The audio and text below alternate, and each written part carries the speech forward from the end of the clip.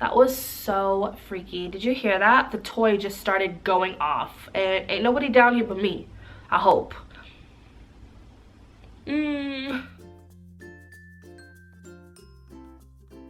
Hey guys, welcome back to my channel. So in today's video, we're just gonna be doing a really quick Q&A video. I've gotten some questions from some of you wonderful people, and I just want to kind of touch bases and answer a few questions. These are just the questions that I've gotten or that I've noticed people asked. So I just want to kind of just go through them and answer some of the questions. So the first big question that people have been asking me is how I met my husband. So me and my husband met through church, and we had these like committee group prayers that we would have every Sunday, and we happened to be in the same area group. The main thing how we met obviously through church. That's how we kind of knew each other, and our parents knew each other through church and through these committee prayers, but we never necessarily talked. He would hang out with my brother, and he was more my brother's friend, and I wouldn't really kind of associate with him and my brother's friends. I had my own group of friends and things like that. And the first time we truly met, as far as face-to-face, shaking hands, hey, how you doing, was during my debutante ball practice. This is for Filipinos. They have, when you turn 18, you have a debut. So I had my entourage, and one of my guys bailed on me, and I needed one of my girlfriends to have a partner, and I was scrambling around like, who am I gonna get? I need another dude. And my mom called my husband's parents, my in-laws, and was like, can we use your kid? It was so embarrassing, and I'm just like, I don't even know him, Mom. I can't just have him come be in my debut. Like, it was so awkward. But we were like kind of like at our end, so we were like desperate. We needed somebody. So he agreed, or maybe his mother agreed, I don't know. So he came over for the debutante practices. His dad and my mom introduced us both and was like, this is my son Carlo, this is Dominique. And when I'm in an awkward situation, I laugh uncontrollably sometimes, or I'll laugh super loud, and like it's so awkward. He stuck his hand out to shake my hand. He went to shake my hand. I started laughing. I just started laughing. His hand was like this. I started laughing, and he just looked at me like, do we not do this here in America? So, because he's from the Philippines. I don't know if I've mentioned this before, but my husband's from the Philippines, and he actually came here to America when he was 13. So anyways, so yeah, that's kind of how we met. He stuck his hand out, went to shake my hand, and I started laughing. And then I just said hi, and then I said, thanks for being in my debut, and just walked away. It was so awkward in the beginning. So that's what happened, and then we started practicing, and we did our practice, and then we were done practicing, and we started to eat. My mother prepared food for everybody, so after the practice we would chill and just eat and hang out and stuff like that. So he was eating, and I remember he was kind of sitting by himself in my parents' backyard, and I was with all my friends, and we were all eating, and I just went to go say hi to him, because for one, he's by himself and he's at my house, and that's rude. So I wanted to kind of invite him to come and hang out with me and everybody else. So so I went up to him, and I was like, hi, what are you doing? And he looked at me, he's like, I'm eating. I was like, okay. And I just walked away. I was just like, okay, enjoy your food. I just walked away. It was the beginning stages of our relationship were completely awkward. So after that, I would see him around church, and I would say hey, and we would see each other every Saturday, so it kind of got a little bit more comfortable. We would hang out and just talk and get to know each other and stuff like that. And one time at a point, I called him And I remember I was in San Francisco at my grandparents' house, and I was just like, I'm gonna call him.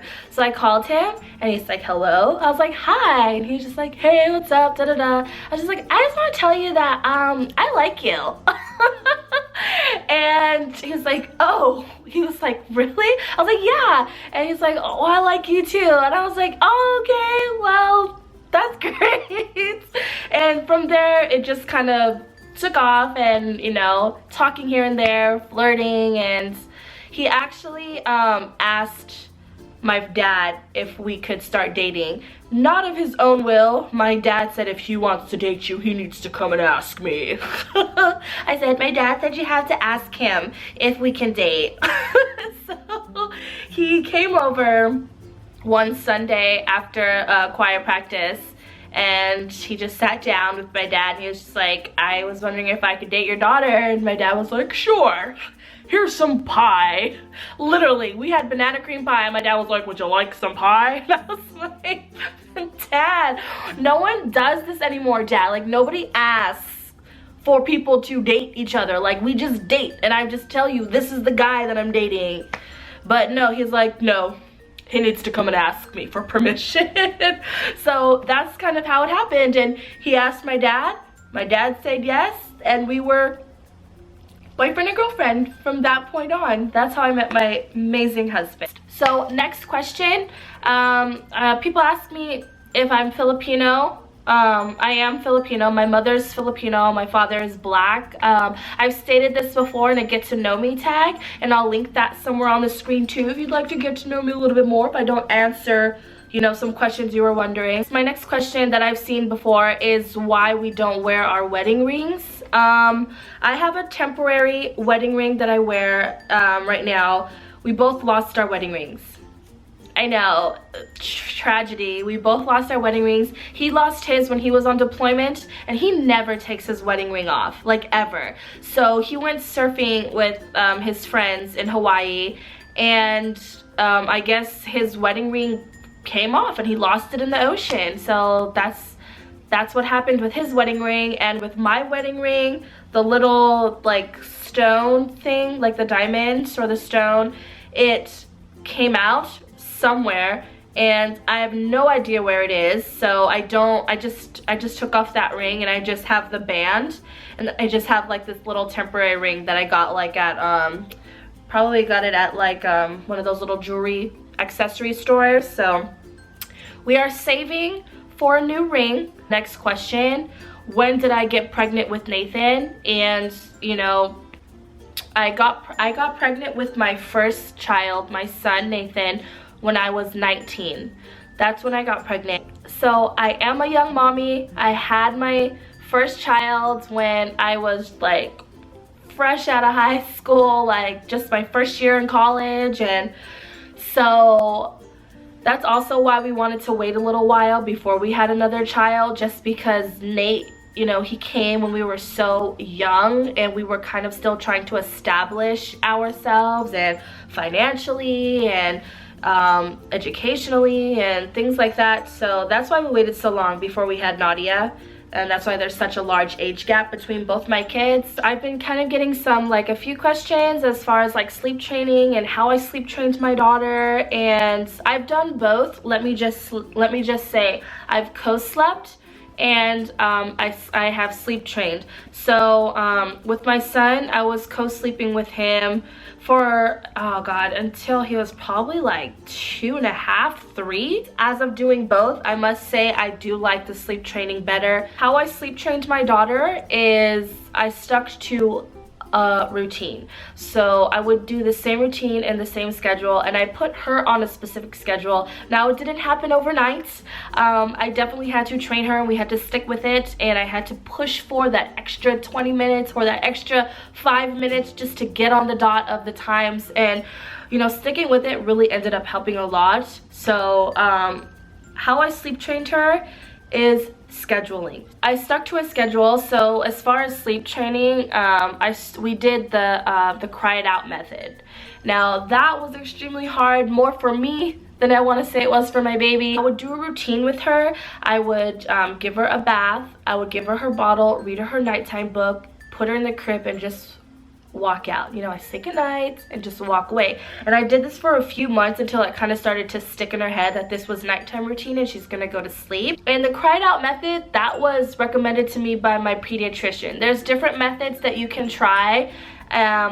I found that the cried out method was probably the most effective, just because they start to, well, my daughter, she started to kind of understand that, okay, me crying and crying and crying, it's not gonna make a difference, you know, for mommy to come back in, pick me up. She ain't gonna do it, you know. So I'm just going to self-soothe and just go to sleep, and that's kind of what started to happen.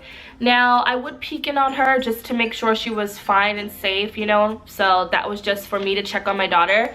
But for the majority of part, it did take, I want to say, maybe about like a month, honestly. And she would never cry for like forever, you know what I mean? And I know it seems like forever when you're doing the cried out method, but she would probably cry for about 10 to 15 minutes. After that, she would just stop, start babbling, and fall asleep.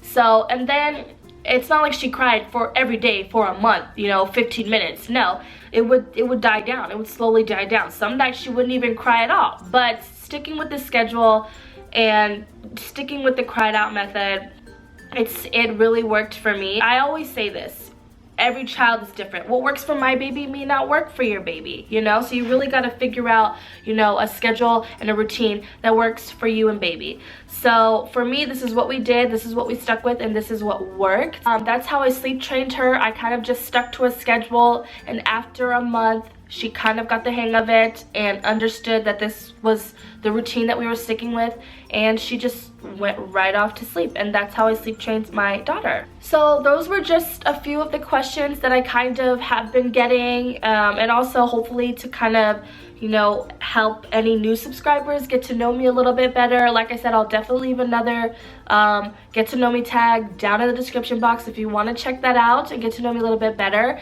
If you have any other questions, definitely leave them in the comments below, and then I could do another one of these videos for you guys.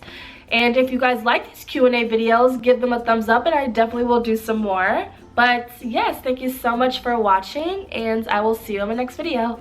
Bye guys.